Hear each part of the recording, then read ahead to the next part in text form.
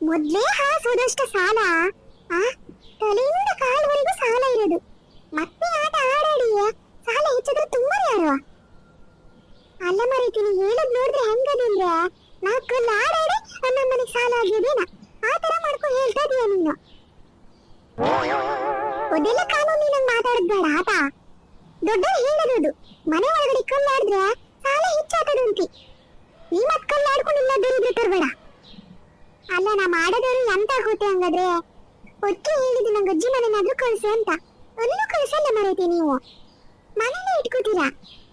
ಆಟ ಆಡೋದಂತ ನೋಡಿದ್ರು ಹಿಂಗ್ ಮಾಡೋದು. ಹೊರಗಡೆ ಹೋದ್ರೆ ಒಯ್ಯೋದು, ಒಳಗಡೆ ಕುತ್ಕೊ ಆಟ